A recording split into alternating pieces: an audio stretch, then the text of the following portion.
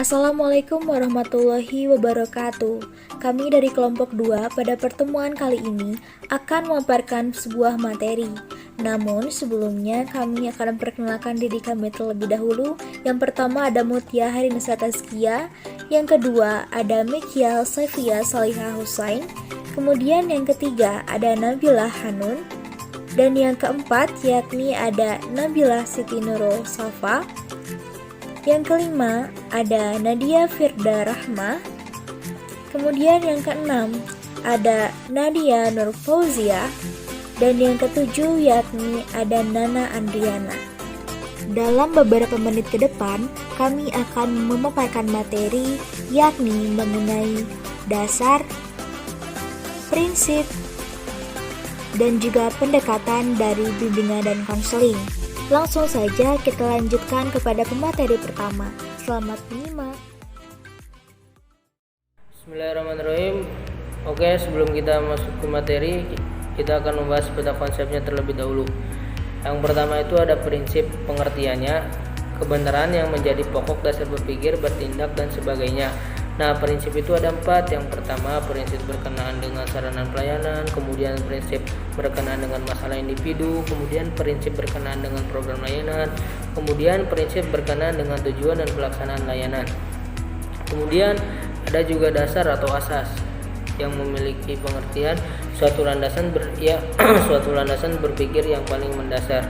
Nah, dasar atau asas itu terbagi menjadi 12. Yang pertama ada asas kerahasiaan, kemudian asas kesukarelaan, kemudian asas keterbukaan, kemudian asas kekinian, kemudian asas kemandirian, asas kegiatan, asas kedinasan, asas keterpaduan, asas kenormatifan, asas keahlian, asas ahli tangan, dan yang terakhir ada asas Tururi Handayani. Kemudian ada juga pendekatan. Nah, pendekatan di sini dibagi menjadi 4. Yang pertama ada pendekatan kritis, yang kedua ada pendekatan preventif, yang ketiga ada pendekatan remedial, dan yang keempat ada pendekatan perkembangan.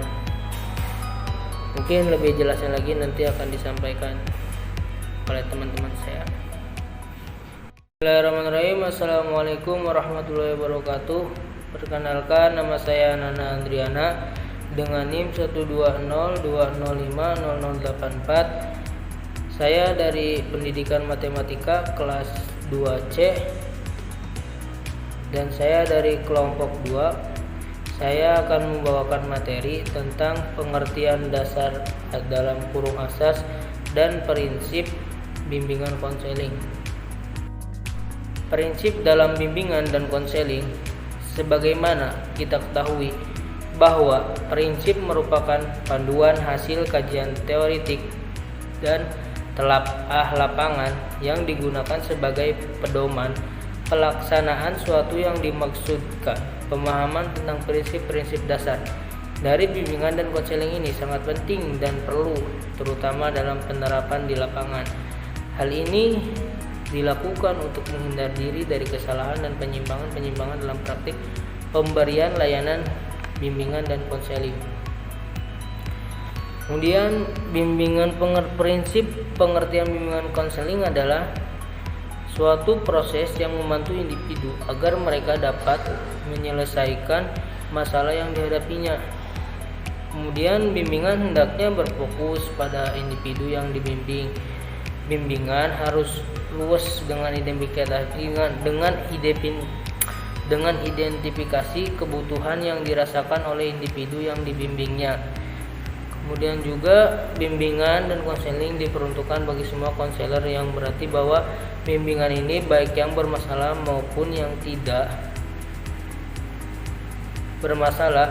Dalam hal ini menggunakan pendekatan yang di dalamnya bimbingan lebih bersifat preventif dan pengembangan dari penyembuhan. Kemudian bimbingan bukan hanya tugas atau tanggung jawab konselor, tetapi juga guru-guru dan kepala sekolah atau madrasah sesuai dengan tugas dan peran masing-masing. Jadi bimbingan konseling itu hanya bukan dilakukan oleh seorang pembimbing saja, tapi seorang guru, kepala madrasah pun bisa menjadi pembimbing untuk para siswanya. Ya, mungkin segitu pengertian prinsip dari bimbingan dan konseling. Kemudian pengertian asas bimbingan dan konseling. Asas berarti dasar, suatu yang menjadi tumpuan berpikir atau berpendapat, dasar cita-cita, perkumpulan atau organisasi, dan hukum dasar. Asas-asas bimbingan dan konseling merupakan ketentuan-ketentuan yang harus diterapkan dalam penyelenggaraan pelayanan bimbingan dan konseling. Kemudian asas-asas bimbingan dan konseling. Pelayanan bimbingan dan konseling adalah pekerjaan profesional. Pekerjaan profesional itu harus dilaksanakan dengan mengikuti kaidah-kaidah yang menjamin efisien dan efisiensi proses dan hasil-hasilnya. Dalam penyelenggaraan pelayanan bimbingan dan konseling, kaidah-kaidah tersebut dikenal dengan asas-asas bimbingan dan konseling. Jadi penyelenggaraan atau pelayanan bimbingan dan konseling itu disebut kaidah-kaidah dalam bimbingan konseling. Apabila asas itu diikuti dan diselenggarakan dengan baik, sangat diharapkan proses pelayanan mengarah pada pencapaian tujuan yang diharapkan. Sebaliknya, apabila asas itu diabaikan atau dilanggar, sangat dikhawatirkan kegiatan yang terlaksana itu justru berlawanan dengan tujuan bimbingan dan konseling. Jadi asas ini kan dasar, jadi asas itu merupakan suatu hal yang penting gitu dalam bimbingan konseling supaya bisa tercapainya suatu masalah. Tujuan bimbingan dan konseling bahkan akan dapat merugikan orang-orang yang terlibat di dalam pelayanan serta profesi bimbingan dan konseling itu sendiri. Asas-asas yang dimaksud antara lain ada 12 asas. Yang pertama asas kerahasiaan, asas kesukarelaan, asas keterbukaan, kemudian asas kekinian, asas kemandirian, asas kegiatan, asas kedinamisan, asas keterpaduan, asas kenormatifan, asas keahlian, asas alih tangan, kemudian asas tuturi handayani. Itulah 12 asas dalam bimbingan dan konseling. Selanjutnya akan dijelaskan oleh teman-teman saya. Assalamualaikum warahmatullahi wabarakatuh. Saya Mikil Syafia Salih Husain dengan NIM 12020050079 akan menjelaskan sedikit materi tentang prinsip-prinsip bimbingan dan konseling. Nah, prinsip yang pertama dari bimbingan dan konseling itu adalah bertanggung jawab tentang sistem perkembangan pribadi seseorang. Nah, prinsip ini lebih menekankan kepada perkembangan pribadi. Maksudnya adalah agar setiap individu dapat menggunakan persoalan secara pribadi dan sistematis untuk mengontrol kecerdasan individu. Nah, perkembangan individu ini biasanya dijadikan sasaran utama oleh bimbingan dan konseling supaya perkembangan intelektual dapat dijadikan sasaran utama pula oleh para guru. Nah, dengan demikian, perkembangan pribadi ini akan ada dalam bentuk menolong para pelajar supaya dapat mengetahui pengetahuan tentang dirinya. Nah, contohnya dalam proses pendidikan adalah membantu anak yang kurang dalam belajar atau membantu anak yang kurang dalam bersosialisasi, atau bisa juga membantu anak yang sedang mengalami penyimpangan etika. Nah, oleh karena itu, bimbingan dan konseling ini dikonsepkan oleh para sekolah supaya para peserta didik itu dapat mewujudkan makna-makna yang ada dalam kehidupan mereka. Prinsip yang kedua yaitu cara utama bimbingan dan konseling dikendalikan dengan menggunakan proses tingkah laku individu, perkembangan pribadi, dan urutan kejadian yang terdapat dalam konteks kehidupan. Nah, peranannya itu adalah mengarahkan para peserta didik untuk berperilaku sesuai dengan norma-norma yang ada dalam kehidupan, baik itu norma agama maupun norma-norma yang berlaku di masyarakat. Nah, oleh karena itu, proses dan kegiatan yang digunakan oleh bimbingan dan konseling itu dirancang untuk membantu mereka supaya dapat memahami keadaan mereka secara subjektif dan memahami keadaan sosial. Prinsip yang ketiga yaitu diorientasikan ke arah tolong-menolong dan bukan paksaan. para peserta didik ini tidak boleh dipaksa untuk tunduk kepada BK.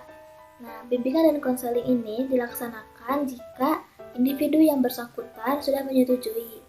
Misalkan, ketika ada anak yang selalu kehilangan motivasi dalam belajar, guru BK itu atau konselor tidak boleh memaksa si anak untuk memaksakan terus belajar secara formal. Namun ada baiknya guru BK itu membuat kesepakatan dengan si anak untuk menentukan waktu yang tepat supaya proses pembelajaran dapat dirasa lebih menyenangkan. Nah, hasil bimbingan dan konseling itu juga harus dari kemauan si anak, bukan dari paksaan atau ancaman. Karena dari ancaman dan paksaan itulah biasanya akan melahirkan ketidakpercayaan terhadap BK, bukan melahirkan kebaikan. Prinsip yang keempat yaitu manusia memiliki kemampuan untuk perkembangan dirinya.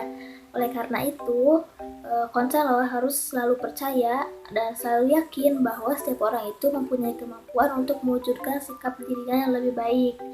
Nah, pada intinya sih guru BK itu harus selalu yakin atau harus meyakini bahwa setiap orang itu memiliki kemampuan dan kelemahannya masing-masing. Prinsip yang kelima yaitu didasarkan kepada harga diri dan nilai individu yang sama dengan hak mereka untuk memilih. Nah, sebenarnya prinsip ini itu lebih mengarahkan kepada privasi. Maksudnya adalah agar guru BK atau konselor harus selalu menjaga privasi sang anak. Misalkan, ketika ada anak yang sedang ada dalam masalah seperti selalu bertengkar dengan temannya, ternyata ketika sang anak bercerita kepada guru BK tersebut, sang anak sedang mempunyai masalah keluarga. Nah, masalah keluarganya itu harus dijaga dengan baik oleh para konselor dan tidak boleh disebarluaskan.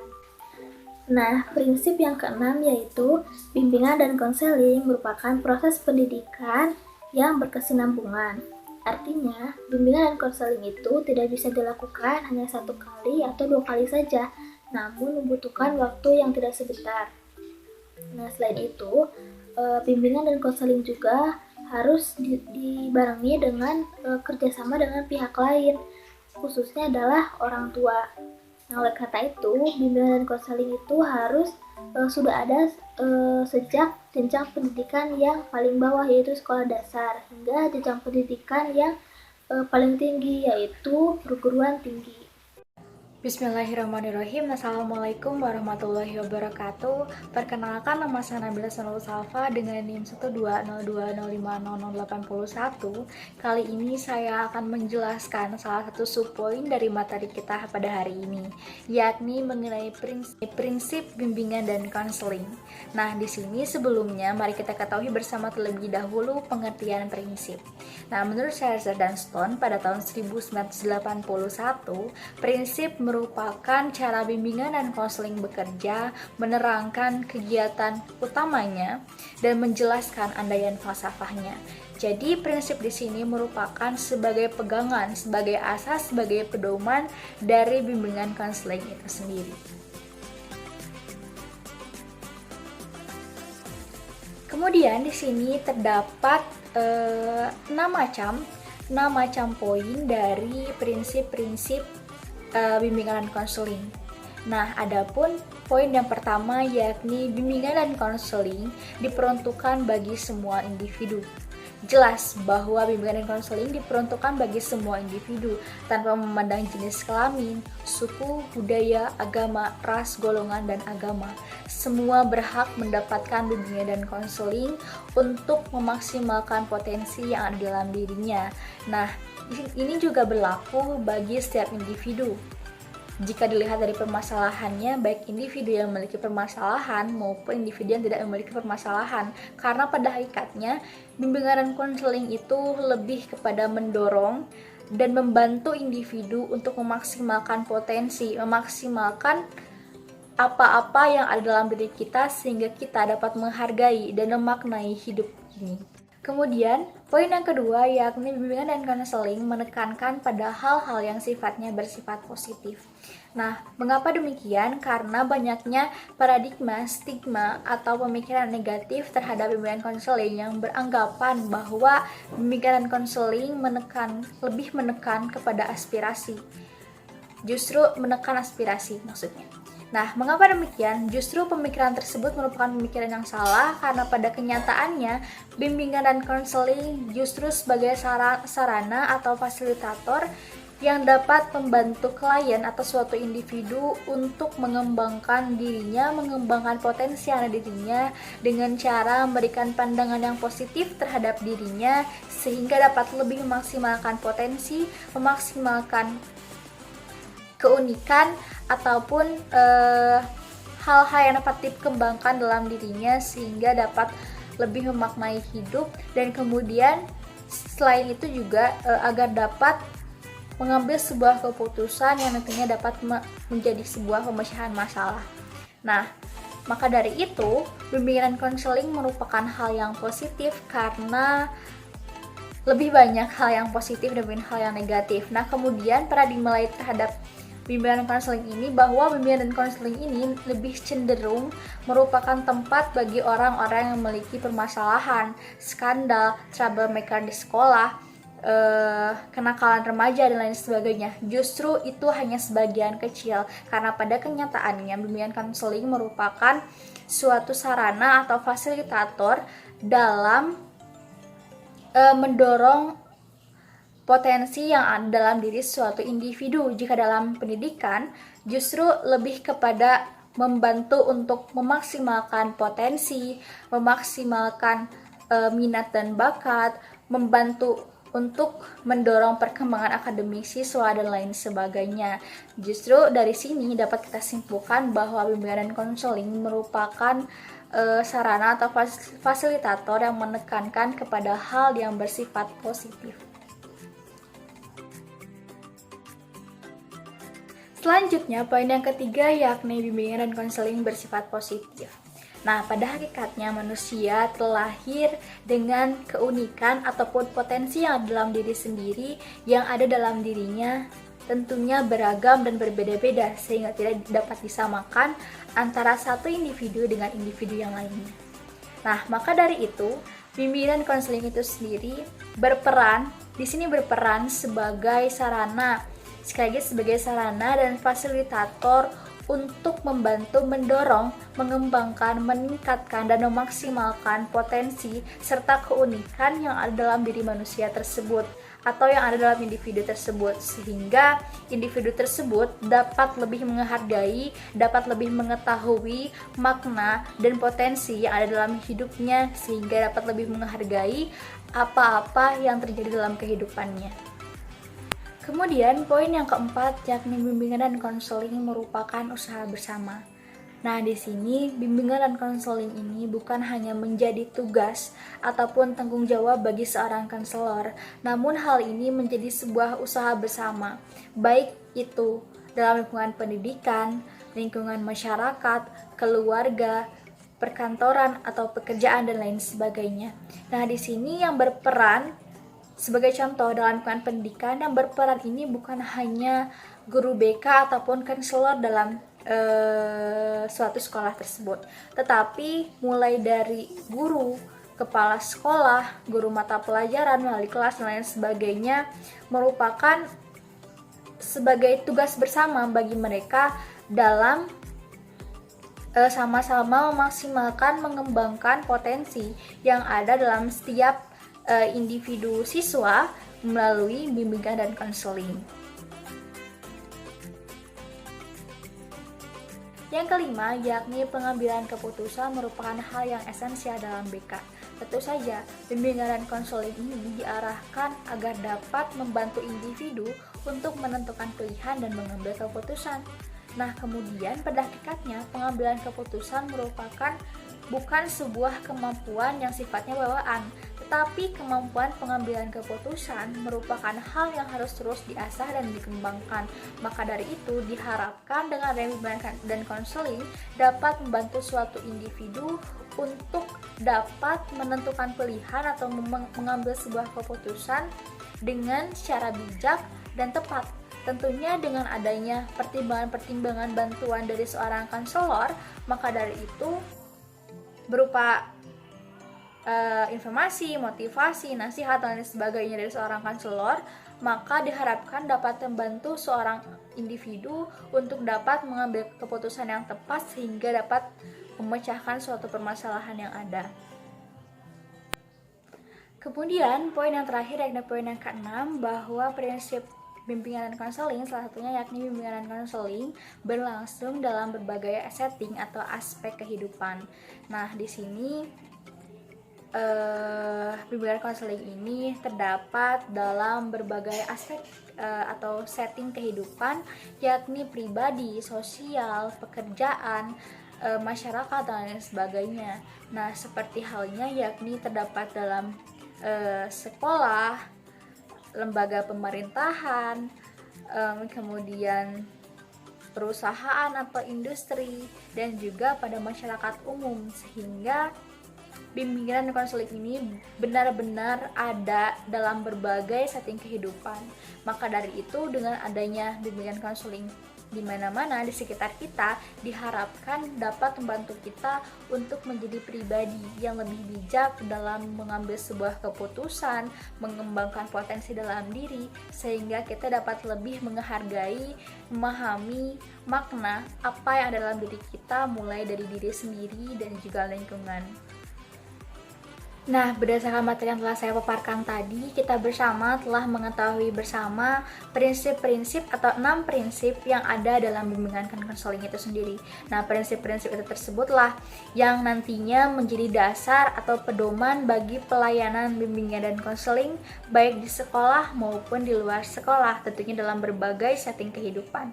Nah, kemudian perlu ditekankan kembali, perlu ditekankan kembali bahwa bimbingan konseling ini menggunakan teknik individu maupun teknik berkelompok. Nah, di sini yang dapat membedakannya yakni tergantung individu tersebut memiliki permasalahan seperti apa.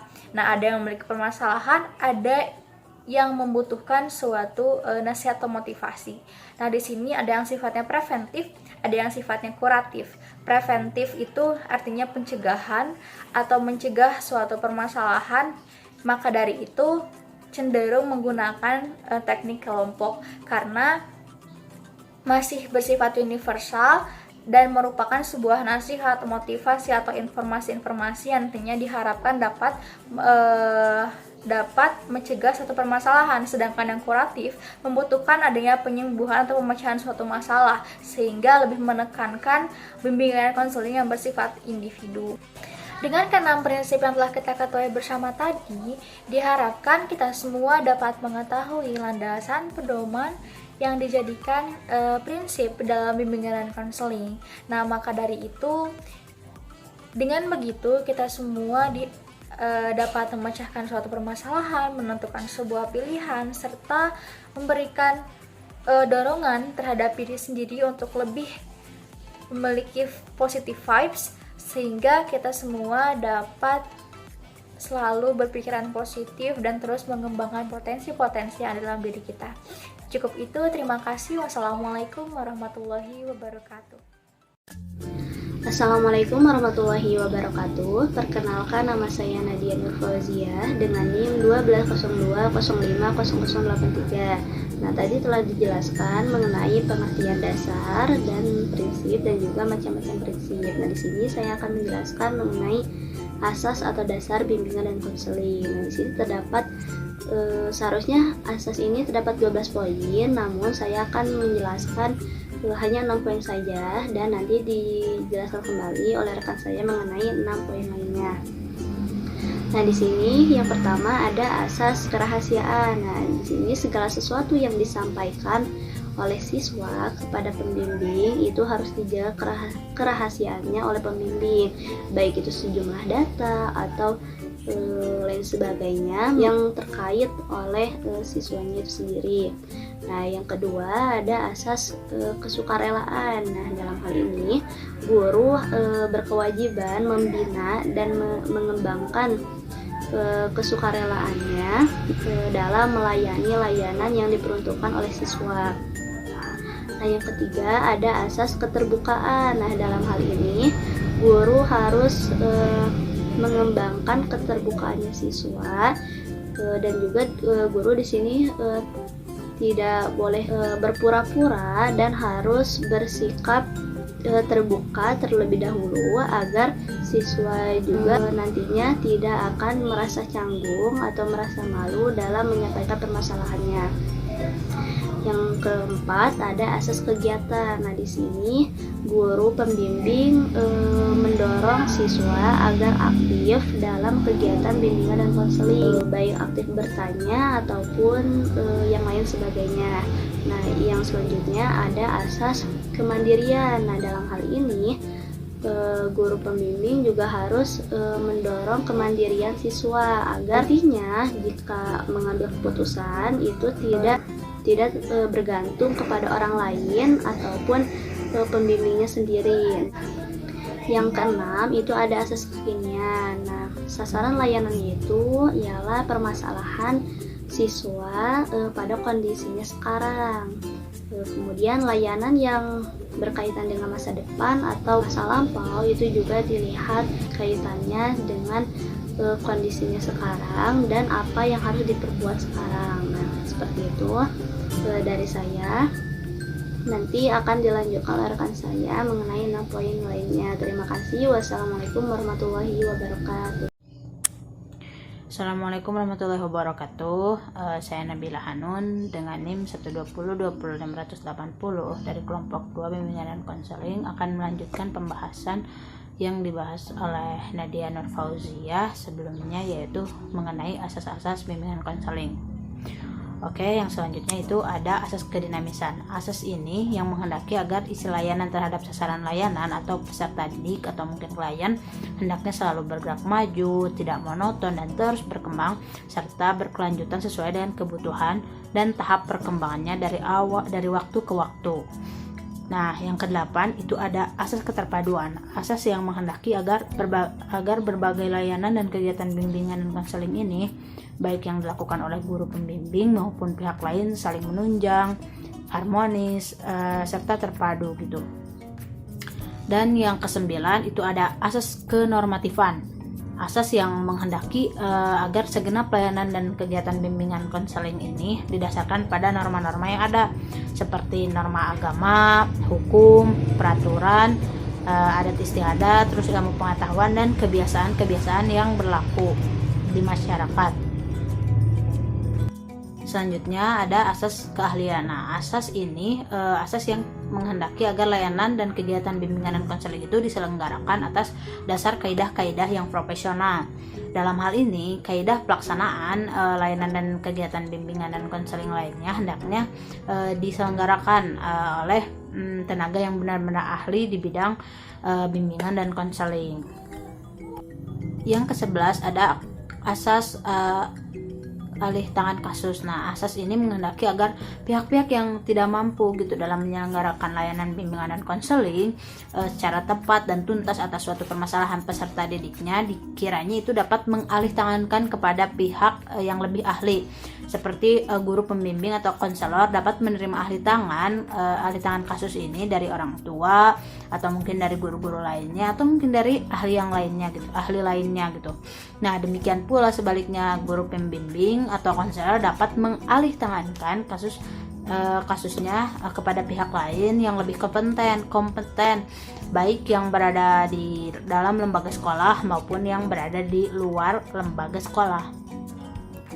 Dan yang terakhir ada asas Tutpuri Handayani. Nah, asas yang menghendaki agar pelayanan bimbingan dan konseling secara keseluruhan dapat menciptakan suasana yang mengayomi atau yang memberikan rasa aman gitu, mengembangkan keteladanan dan memberikan rangsangan dan dorongan serta kesempatan seluas-luasnya kepada peserta didik untuk terus maju.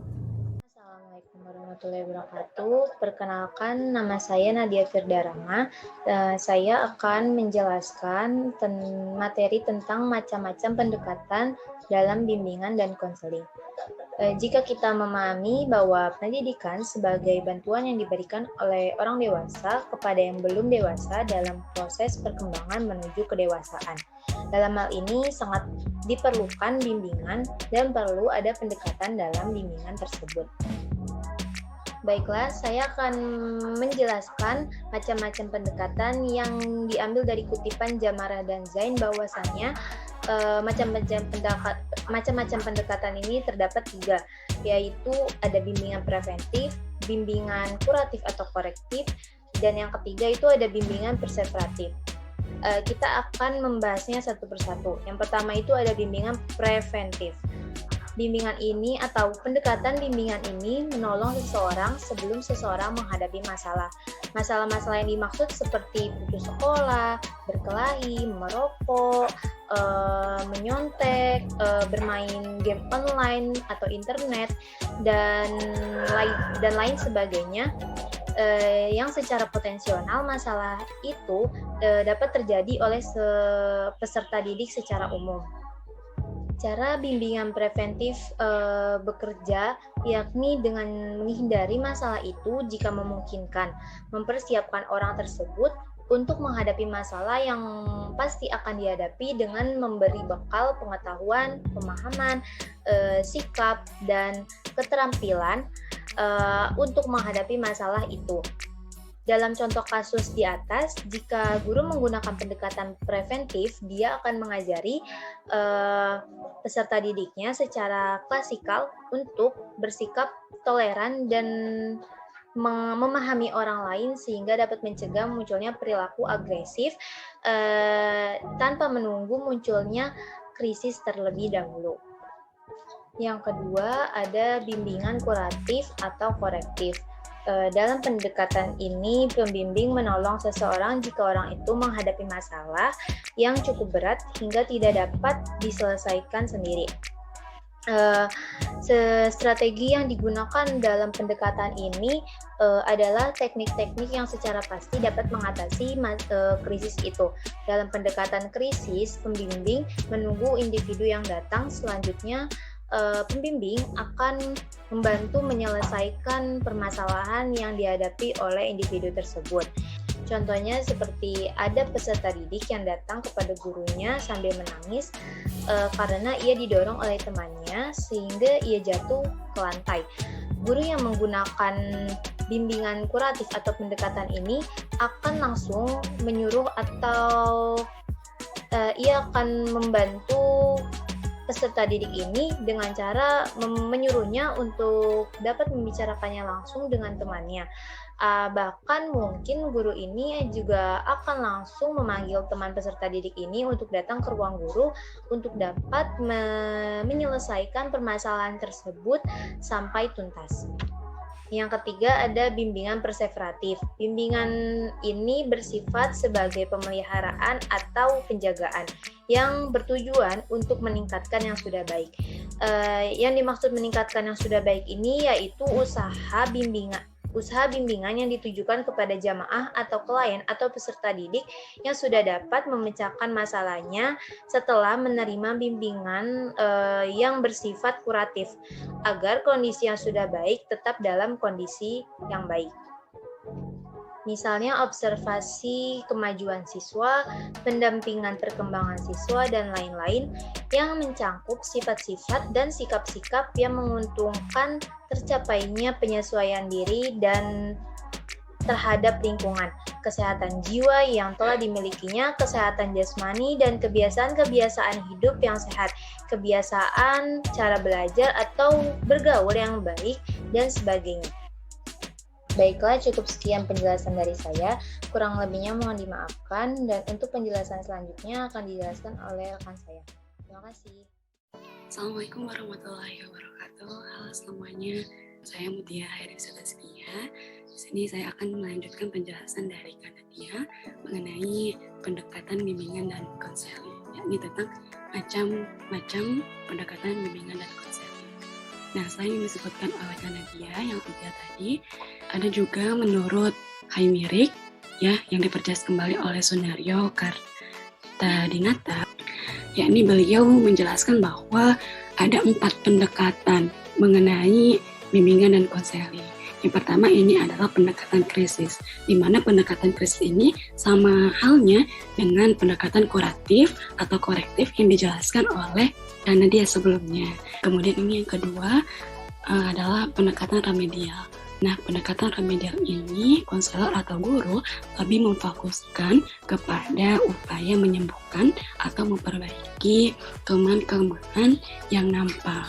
Nah, dari katanya saja remedial, ya tentu tidak asing lagi bagi kita semua bahwasanya remedial ini memiliki arti memperbaiki. Nah, dalam hal ini memperbaiki kelemahan-kelemahan dari potensi siswa yang dimiliki. Contohnya, memperbaiki atau mengubah cara belajar siswa agar lebih giat lagi, agar lebih baik lagi ke depannya, gitu kan.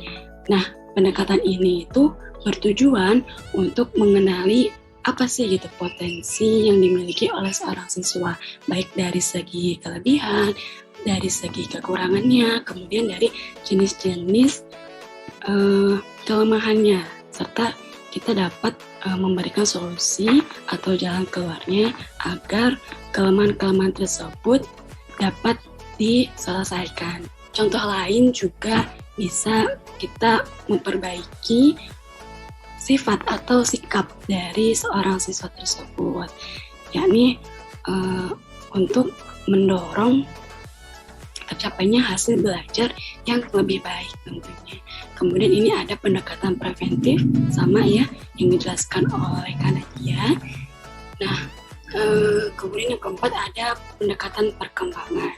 Nah, pendekatan perkembangan ini pembimbing menggunakan pemahaman tentang keterampilan dan pengalaman khusus yang dibutuhkan siswa untuk mencapai keberhasilan di sekolah dan di dalam kehidupan.